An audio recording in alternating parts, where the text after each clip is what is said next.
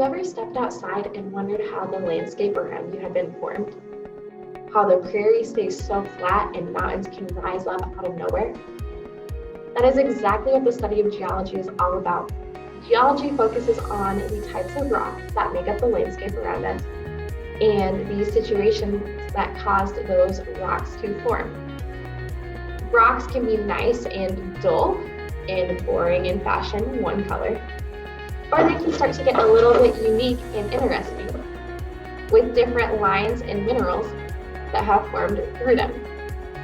They can even get so fancy and have hidden secrets, like containing fossils and bones of different animals and once living organisms. Let's dive in deeper and get a closer look at the 3 types of rocks that make up the wonderful world around us. So the goal for this lesson is to become more familiar with the 3 types of rocks that create up the world around us. Another type of rock we have are sedimentary rocks. Sedimentary rocks are made from sediment and broken pieces of rocks and minerals being carried by wind, water, anything else that's going to move a rock substance.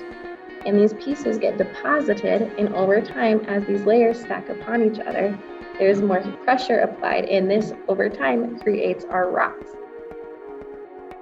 Here is a sample of a plain sedimentary rock made by layers of sand.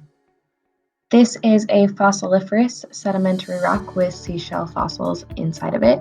And here is a fossilized ammonite inside of sedimentary rock. Metamorphic rocks form from pre-existing rocks that we refer to as parent rocks.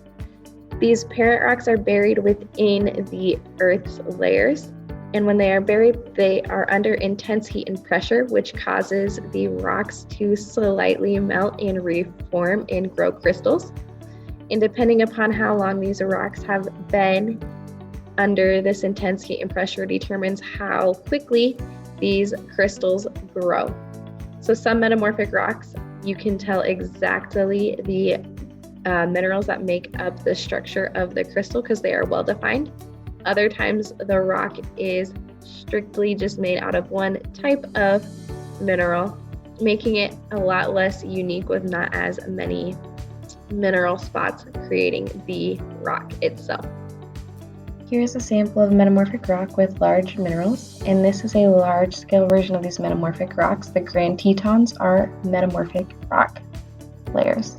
Our last rocks come from volcanoes typically, and they are igneous rocks created by the cooling of magma as that magma rises from inside of the earth and cools along the surface.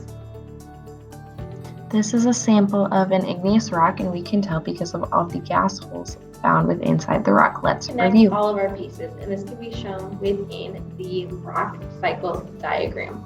So with magma, our hot melted liquid, if we cool that, we are going to change into igneous rock. Once again, due to that cooling and hardening of our rock. And we can compact them and move from sediment back to sedimentary by compaction. Also can change our parent rocks of igneous and sedimentary and even metamorphic back to itself by heat and pressure.